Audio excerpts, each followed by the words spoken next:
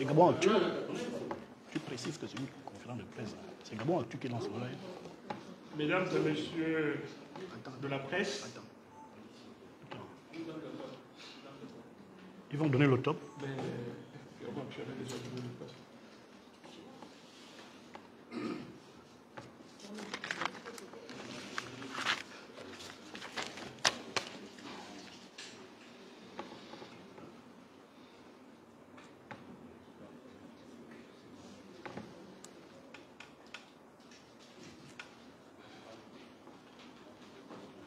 Mon premier Gabon 24 €. Ah oui, ils sont là, oui. Oui, tous sont là.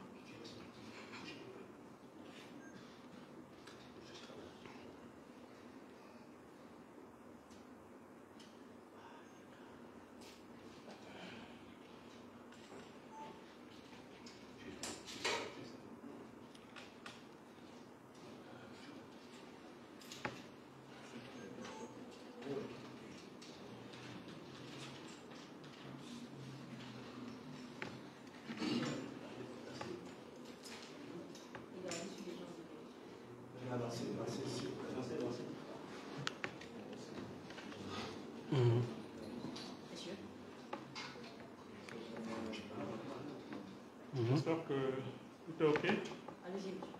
Mesdames et messieurs la presse, mesdames et messieurs les invités, merci d'avoir accepté notre invitation pour la présente activité qui est une conférence de presse au cours de laquelle nous allons nous prononcer sur l'actualité du moment, à savoir le procès de M. Noureddine Bongo et Mme Sylvia Bongo Kandiba. Dans un collectif appelé le collectif des indignés, nous allons procéder à une déclaration qui va être lue tout à l'heure par notre représentant. Ici devant, si vous me permettez, je me ferai le devoir de vous présenter les gens qui sont devant vous. Et ici, Brice Liviu Eyinga, votre humble serviteur. Brice Liviu Eyinga, votre humble serviteur. Monsieur Justin Guinze, qui à l'occasion est le porte-parole du mouvement. Vous avez Stevie Estima, qui est membre du collectif. Et vous avez Lilian Billy, qui est également membre du collectif. Avant toute chose, je voudrais rappeler à tous nos invités que pour la circonstance, nous vous prions de bien vouloir mettre sous silencieux votre téléphone pour éviter tout désagrément qui pourrait de nature à déranger le déroulement de la situation. Donc, la conférence de presse va se dérouler ainsi qu'il suit. Tout à l'heure, vous aurez la lecture de la déclaration. Ensuite, les journalistes pourront poser des questions auxquelles nous répondrons naturellement. Donc, sans plus tarder, je vais laisser le soin à Ghislain Brice-Nguinze pour faire la déclaration circonstancielle. Merci.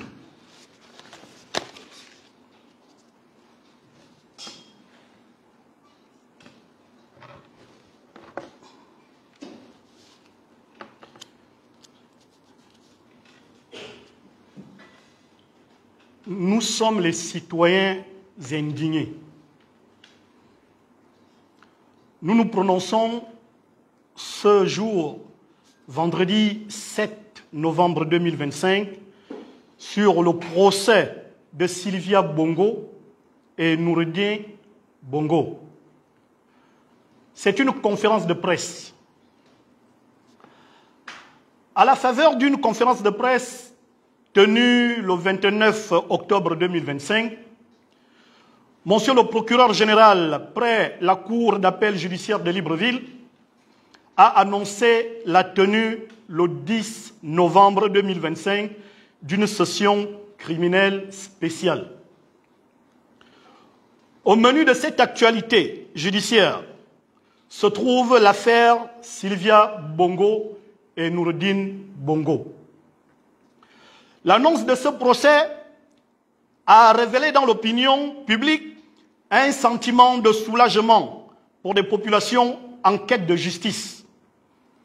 Les mises en cause étant poursuivies, rappelons-le, pour des faits extrêmement graves, mettant en cause la paix, la stabilité et le développement de notre pays. Quels sont ces faits?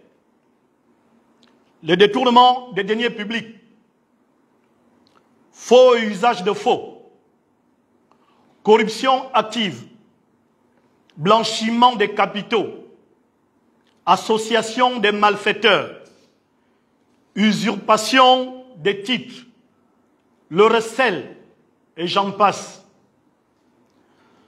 Ce procès au cœur de l'actualité nationale depuis ces dernières semaines indigne les Gabonais que nous sommes du fait de la déclaration des avocats de Madame Sylvia Bongo et de Monsieur Noureddine Bongo, qui annoncent l'absence de leurs clients au procès en qualifiant ce procès de mascarade. Ceci est une injure vis-à-vis du peuple gabonais qui attend beaucoup de ce procès. Ce bras d'honneur fait à la justice gabonaise est une offense au peuple gabonais, au nom de qui la justice doit être rendue. Sur ce, nous exprimons sans réserve et avec fermeté notre indignation profonde face à cette situation qui fragilise les fondements profonds de notre République.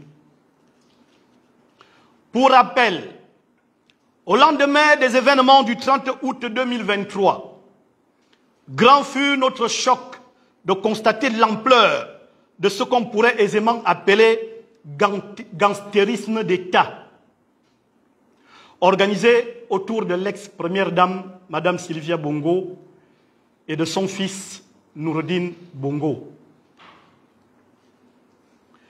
Les images de mallettes, que dire, des cantines d'argent dans les domiciles de ceux-là qui étaient censés incarner l'autorité publique et défendre sa morale, au mépris de la misère des Gabonais. Au terme, les citoyens indignés que nous sommes s'interrogent. Qu'avons-nous fait?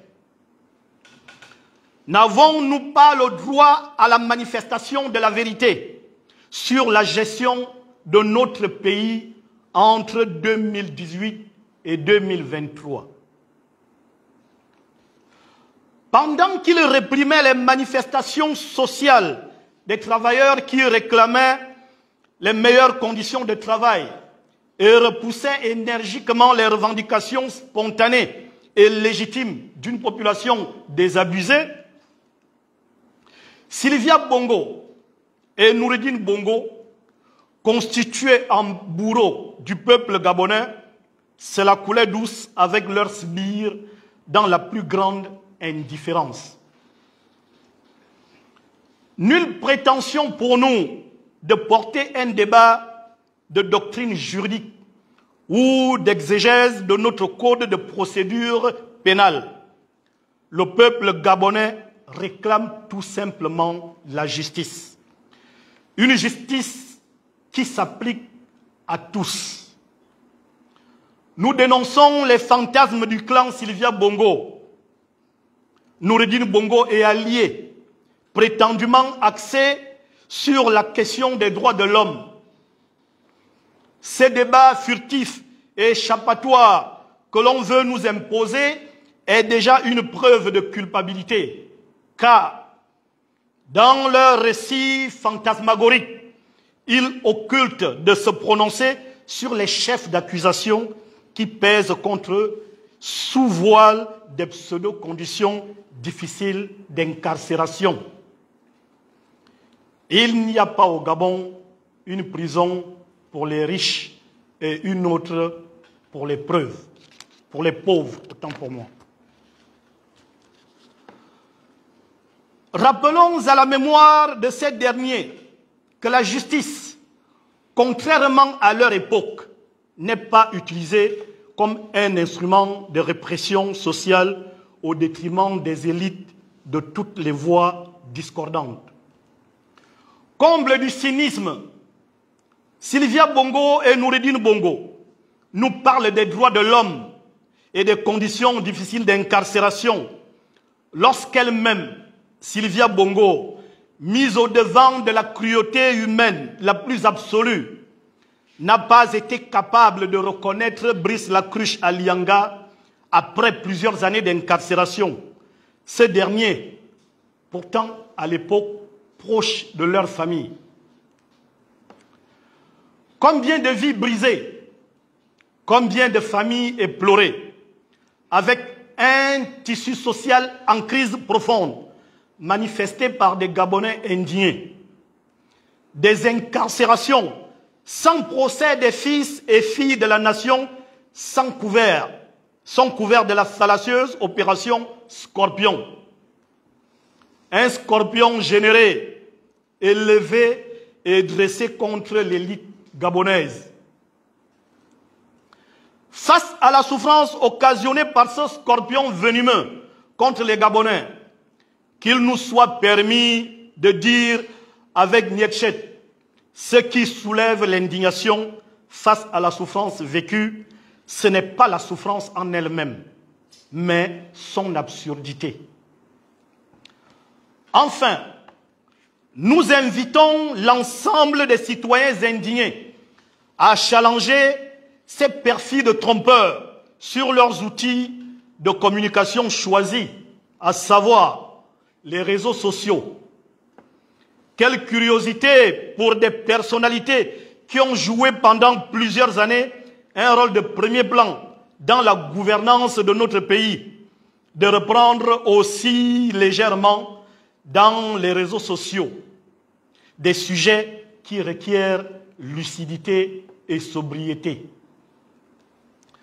Nous invitons tous les Gabonais ayant subi une injustice de quelque nature que ce soit à faire témoignage via les réseaux sociaux tout au long du procès, marquer notre indignation totale à cette tentative éhontée du clan Sylvia Bongo et Noureddine Bongo d'échapper à notre justice souveraine. Par la même occasion, nous annonçons l'organisation des manifestations citoyennes en marge de ce procès pour réclamer que la justice s'applique à tous. Car Sylvia Bongo et Noureddine Bongo sont tout autant justiciables. Notre démarche spontanée doit rappeler à tous qu'on peut tromper le peuple un temps, mais pas tout le temps. Notre indignation est donc morale à la suite de la pensée Clément Rosset, artiste, philosophe et écrivain français, qui dit « L'indignation morale ne lutte pas contre le mal au sens concret du terme. La légalité seule permet de sanctionner. C'est pourquoi nous prétendons que le plus sage, si l'on veut détruire les mots terrestres, consiste, comme le disait Kant, à favoriser un progrès de la légalité. » C'est sur cette note philosophique que nous vous remercions, chères dames et chers messieurs des médias, pour votre aimable attention.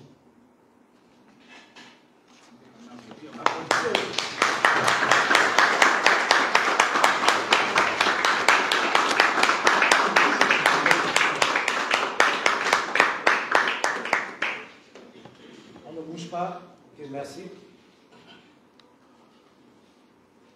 Comme nous l'avons annoncé à l'entame, c'est une conférence de presse. Cela voudrait dire que vous avez la latitude de poser toutes les questions qui vous viennent à l'esprit. Nous disons bien toutes les questions. On pourra répondre de façon à satisfaire votre curiosité. La parole vous revient. Vous présentez votre média et vous posez votre question. Je suis Pierre Essonon, directeur de publication de la Web TV, le Grand Reporter. Le peuple gabonais a vu la fameuse vidéo là où Noureddine Bongo et sa maman étaient en train d'échanger avec l'ancien chef de l'État. La question l'interrogation du peuple est de savoir, Noureddine Bongo et sa mère seront jugés. Mais les mêmes personnes qui vont juger Nouroudine Bongo et sa maman sont les mêmes personnes que nous avons vues sur la vidéo. Est-ce que la justice gabonaise est encore crédible? Est-ce que la justice gabonaise est encore indépendante? D'autant plus que dans cette vidéo, nous écoutons certains magistrats, notamment de l'agence judiciaire de l'État, qui affirment qu'ils viennent au nom du chef de l'État. La question que le peuple se pose, on rend justice au nom du chef de l'État ou au nom du peuple? C'est un peu là l'indignation du peuple. Est-ce que vous pouvez un peu éclairer cet aspect-là du peuple gabonais? Merci pour votre question. Monsieur Inga, vous pouvez répondre. Alors, merci pour la question, une fois encore. Alors, vous avez parlé de cette vidéo, mais je voudrais qu'on revienne sur les conditions de cette vidéo, les circonstances qui entourent cette vidéo. Nous avons vu dans cette vidéo un ensemble de personnel du monde de la justice. Tout ce qui était dans cette vidéo, c'est bon, je peux... Ok, donc je disais tantôt que dans la vidéo telle que vous l'avez vue, il y a des représentants des institutions et lesquels représentants des institutions sont allés chez les mises en cause pour entamer une action, disons, des négociations judiciaires avec ces personnes. En matière de droit, ce qui compte, c'est la tangibilité de fait. Une déclaration en droit ne peut pas constituer un élément sur lequel on peut prouver l'implication du chef d'État dans un ordre quelconque qui aurait été donné. C'est une déclaration de quelqu'un, certes qui incarne une institution, mais à quel moment peut-on matériellement relier cette déclaration au chef de l'État, puisqu'on est dans le domaine du droit. Et en matière de droit, la tangibilité de fait est importante. Une déclaration ne peut pas constituer un élément sur lequel on peut établir l'implication du chef de l'État qui donnerait des ordres à la justice. C'est une déclaration, nous l'avons entendu. Maintenant, ceux qui estiment que Yangui sous roche et qui estiment que le président potentiellement est celui qui a donné l'ordre, fourniront matériellement les preuves de l'engagement du président de la République. Est-ce que vous voyez? Donc, en l'état actuel, il s'agit d'une déclaration qui n'engage que la personne qui a fait la déclaration. En rien, ça n'engage le président parce que matériellement, on ne peut pas lier cette déclaration au président. Encore en matière de droit. Il y a, lorsqu'un fait est commis, il y a ce qu'on appelle la relation de cause à effet. Il y a une déclaration. Est-ce qu'on peut aujourd'hui établir cette relation de cause à effet entre celui qui a déclaré et le président de la République? En l'état actuel, la réponse serait non. Et donc, on peut être sûr que ce n'est pas le président, et j'en suis convaincu jusqu'à ce qu'on me fasse la preuve de cela. Merci. Une autre question? Oui, monsieur Astania, vous présentez votre média et vous posez votre question. Merci, monsieur le conférencier. Astanias Makers Boka, éditorialiste à Télévision Afrique. Alors, je m'avais posé deux questions à double volet. Premier volet, c'est celui-ci. L'opinion nationale et internationale s'était aperçue via les communicants du palais de la présidence angolaise que Sylvia Bongo Ondimba et Nouroudine Bongo Ondimba avaient quitté Libreville par des mécanismes non élucidés, sachant très bien qu'un procès devait avoir lieu au nom de ce que la manifestation de la vérité devait en découler sous le prisme du principe du débat contradictoire. L'opinion se pose bien la question: quelles ont été les tractations ayant nourri le départ du couple du régime déchu? Ça, c'est le premier volet. Deuxième volet, l'opinion nationale et internationale peut s'apercevoir ce qui est devenu aujourd'hui la coqueluche de débat à travers une sortie osée et courageuse de Nouroudine Bongo Ondimba, mettant en cause dans une déclaration tapagère ou tapageuse la présidence de la République gabonaise. Est-ce qu'il ne s'agit pas ici d'une fragilisation du palais Rénovation par l'entremise de Nouroudine Bongo Ondimba, qui semble avoir les coudées franches et jouir d'une certaine liberté, étant entendu qu'un procès devait avoir lieu dans le mur de Libreville? Comment l'expliqueriez-vous? Merci. Merci pour vos questions. Monsieur Etienne Toutoum va répondre. Très bien.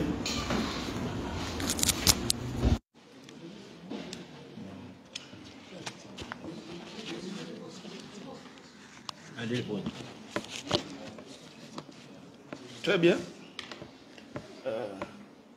Je vais commencer ma réponse par faire un peu détendre l'ambiance, parce que je suis ravi que cette question me soit posée par Stanislas Bouka.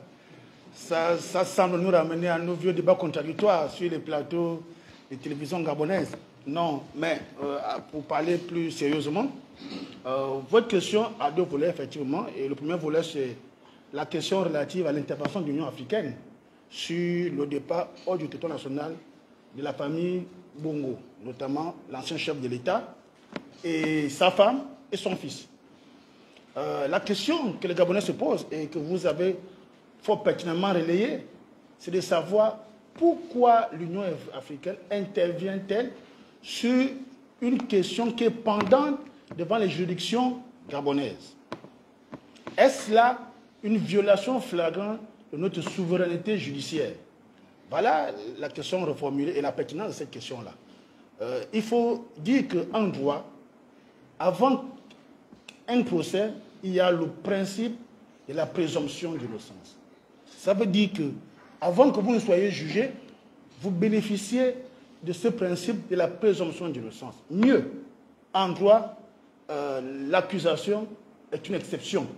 Sinon, le principe, c'est la présomption d'innocence. Ça veut dire, avant la tenue de leur procès, Madame Sylvia Bongo et Monsieur Noureddine Bongo étaient présumés innocents. Du moins, jusqu'à ce jour, sont présumés innocents. Ça, c'est le principe du droit. Si l'on passe ce principe du droit, on va embrayer sur la question du multilatéralisme. Sur le Gabon, on n'est pas un pays en autarcie, on ne vit pas en vase clos. Nous avons des accords de coopération multilatérale et d'autres accords, notamment au sein de l'Union africaine, une institution dans laquelle le Gabon joue un rôle central. Et donc vous savez que le Gabon venait de réintégrer juste avant cette négociation portée par le président en exercice de la CAC, une institution régionale qui agit et qui agissait au nom de l'Union africaine. Donc, sur la base de ce principe d'innocence, de présomption d'innocence, j'ai envie de dire, l'Union africaine a estimé que, à la suite des procédures judiciaires entamées au Gabon, notamment par le conseil de Mme Sylvia Bongo et de Noureddine Bongo, relatif à leur état de santé qui se dégraderait en prison et qu'il fallait qu'ils bénéficient d'un certain nombre de traitements médicaux en vue de permettre à ces derniers d'affronter un procès. Ça aussi, c'est un principe de droit. Et donc, sur la base de ces éléments-là, la justice gabonaise a sorti des geôles de nos prisons Mme Sylvia Bongo et M. Noureddine Bongo. Ce n'est pas l'Union africaine qui est venue sortir de nos prisons les mises en cause. C'est bien notre justice se fondant sur la requête de leur conseil et sur le principe du droit qui est celui de la mise en liberté provisoire pour des raisons médicales pour le cas d'espèce. Et donc, une fois étant dehors, il a été jugé utile pour l'Union africaine que ces derniers bénéficient, comme je le disais, des soins appropriés à l'étranger. Ce qui a été le cas. Ce n'était pas une fuite en avant, comme certains pouvaient l'entendre ou pouvaient le spéculer. C'était davantage l'idée que, aujourd'hui, on parle de droits de l'homme. Les droits de l'homme, c'est aussi que, même lorsqu'on est en situation d'incarcération, on doit bénéficier de ces droits de l'homme-là. Ces droits de l'homme, c'est quoi? C'est que lorsque votre état de santé est diagnostiqué comme étant en mauvais état, vous devez bénéficier de la liberté provisoire. Et ces deux mises en cause ne sont pas les premiers à bénéficier de cette liberté provisoire, parce que nous sommes là en train de faire un travail d'objectivité et la justice gabonaise est dans ce travail d'impartialité. Donc, ce qu'aujourd'hui nous recusons, c'est que Mme Sylvia Bongo et son fils, en fait, ont fait un pied d'honneur à la justice gabonaise. Lorsqu'il fallait faire requête devant cette justice pour demander la mise en liberté provisoire, ils ont reconnu l'autorité de la justice gabonaise. Mais aujourd'hui, pour venir assumer leurs responsabilités ou pour venir se défendre selon le principe judiciaire, ils estiment que cette justice-là est une justice périphérique. C'est cela qui nous indigne aujourd'hui. Et nous disons que l'Union africaine n'a pas forcément mal fait de faire jouer ce tissu relationnel, ce tissu diplomatique. Et aujourd'hui, ce qui est regrettable, c'est que cette fuite en avant des mises en cause traduit en réalité leur mépris du peuple gabonais, comme tout à l'heure cela a été dit, mais surtout leur indifférence quant à ce que les Gabonais sont en droit de revendiquer, d'être clarifiés sur la gestion de notre pays. Donc ça, c'est pour ce qui est du premier volet. Dans le second volet, les accusations de Noureddine Bongo sur le palais présidentiel. Monsieur Nguizé a utilisé une très belle formule en parlant de fantasme. Moi, je pense que ces accusations relèvent de son fantasme. Voilà quelqu'un qui déclare aux médias du monde, lui, gabonais, qui a occupé des hautes fonctions dans notre République, notamment de coordinateur des affaires présidentielles, il dit devant la presse gabonaise, des affaires internationales, qu'il n'a jamais été culturellement lié au Gabon. Il ne s'est jamais ressenti, il ne s'est jamais reconnu gabonais. Il n'a jamais été gabonais. Parce que l'appartenance ne doit pas être juridique, elle doit être filiale. Parce qu'aujourd'hui, je prends le cas en France. Lorsque vous demandez la nationalité française, c'est sur la base de votre assimilation, de votre propension à porter cheville au corps la nationalité française. C'est pourquoi les symboles comme le chant de la Marseillaise et autres symboles vous sont demandés. Parce qu'on veut voir votre propension à être français dans votre tête, dans votre manière d'être et dans vos réflexes. Or, quelqu'un nous dit que moi, au Gabon, je n'ai jamais été gabonais. J'ai seulement pris plaisir à manger l'argent du Gabon. Ça, c'est ça qui nous indigne. Et nous disons que nous n'allons pas faire le travail des acteurs de la justice, des dirigeants de la justice. Nous disons simplement que, comme il y a une tentative perfide de déplacer le débat, de l'amener vers la justice populaire qui semble être incarnée par les réseaux sociaux, nous allons aussi mener des actions coup de poing vers les réseaux sociaux et tout autre support pour dire plus jamais ça. Voilà ce que nous disons et voilà tel est notre postulat. Je vous remercie. Une troisième question. Vous êtes de la presse? Non, des questions à la presse. Oui. C'est pas une question en fait. Quand vous donnez des réponses, regardez les caméras. D'accord.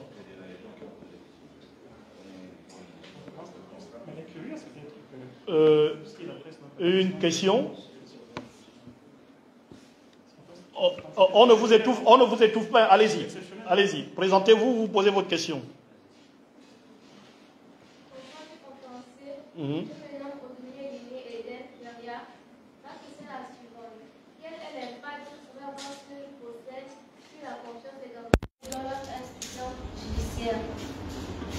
Merci. Merci pour la question. Monsieur Lilian va apporter la réponse pour satisfaire votre curiosité. Nous avons essayé, que nous pouvons apporter une satisfaction à votre interrogation qui, somme toute, n'est pas seulement la vôtre, mais également celle que plusieurs Gabonais se posent. Avons-nous réellement encore confiance en notre institution judiciaire? Sans doute parce qu'il y a eu des révélations de certaines vidéos qui, somme toute, ont été orchestrées volontairement pour que le doute soit installé sur l'ensemble des consciences des Gabonais. La seule chose qui me vient à l'esprit à ce jour, c'est de dire ce n'est pas parce que je suis en divorce avec ma femme que je la traiterai de prostituée. C'est dire que hier, pour ne pas dire jadis, la justice gabonaise sous le règne Bongo, personne comme par hasard ne se doutait. C'est-à-dire, en aucun moment donné, les Bongos ont mis en partie cette justice. Ils l'ont adoubée, ils l'ont contrôlée. Ils ont même été chantres de ce qu'il se faisait, au détriment de la pensée populaire, de la pensée des gens et de ce que les gens pouvaient ressentir. Aujourd'hui, est-ce qu'on peut dire qu'Abaminko avait reçu une bonne justice? Est-ce qu'on peut dire que Tibia Bega avait reçu une bonne justice? Et j'en passe. Toutes ces personnes, quand elles ont crié à l'injustice, est-ce qu'elles ont été écoutées? Est-ce que c'était sous le régime Brice Otor Guinguema ou c'était sous le régime Ali Bongo Ondimba et famille? Pire, il y a eu plusieurs personnes qui n'ont même pas eu le droit de réponse quand elles venaient s'exprimer sur les réseaux sociaux. Le lendemain, elles étaient arrêtées. Alors cette justice auquel on veut apporter le doute, on veut apporter la critique, qui était hier au bénéfice de certaines personnes, aujourd'hui il faut aller sur... J'ai aimé la sortie de la déclaration du président des magistrats, du syndicat des magistrats, qui disait dans la maison, il y a certes des personnes sur lesquelles nous-mêmes nous nous reprochons Mais en vérité, la majorité se porte bien. Alors nous allons croire, et nous croyons, que cette justice, aujourd'hui, apporte une pensée nouvelle. Parce qu'il ne faut pas souvent politiser la justice. Quand on arrive à politiser la justice, on se retrouve à avoir un doute sur le fonctionnement judiciaire. Mais ces vidéos ne peuvent pas souffrir ou ne peuvent pas apporter un doute quand il s'agit de notre justice. Mais par contre, elles peuvent apporter un doute sur les personnes qui peuvent incarner cette justice. Mais en réalité, je vous encouragerai à faire confiance à la justice, parce que si nous n'avons plus confiance à la justice, plus rien ne pourra nous garantir une paix et une sécurité. Merci. C'était la dernière question. Donc, je vais me faire un plaisir de conclure cette conférence de presse.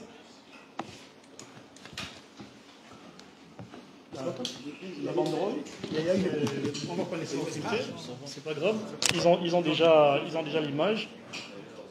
Ils ont déjà l'image. Oh oui, c'est pas grave. Comme c'est du scotch, le scotch ne tient pas souvent sur les murs. Est-ce que... Elle était là jusqu'à la fin de la déclaration, la banderole. Donc, je vais me faire un plaisir de conclure cette conférence de presse en interpellant le peuple gabonais et dire à ce peuple de ne pas donner l'impression, je dis bien, je vais conclure en demandant aux Gabonais, en demandant aux Gabonaises de ne pas donner l'impression ou de ne pas donner la confirmation à Madame Sylvia Bongo et à Monsieur Nourdin Bongo que le peuple gabonais est amnésique. Que le peuple gabonais ne donne pas confirmation à Monsieur Nourdin Bongo et Madame Sylvia Bongo que le peuple gabonais est amnésique. Car nous savons tous d'où nous sortons. Nous savons tous d'où nous sortons. À partir de cet instant, vous devez tout simplement comprendre que tout ce que Mme Sylvia Bongo et M. Nourdin sont aujourd'hui en train de faire, jacasser ici et là, grimacer ici et là, c'est tout simplement pour nous distraire, pour qu'à la fin, nous oublions tout le mal qu'ils ont fait au peuple gabonais.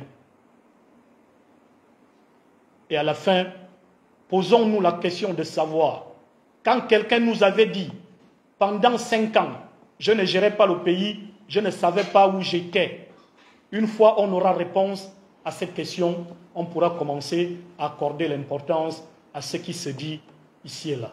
Nous vous remercions encore une fois de plus d'avoir assisté à cette conférence de presse. Merci et que chacun reparte chez lui sous la protection du Seigneur. À très bientôt.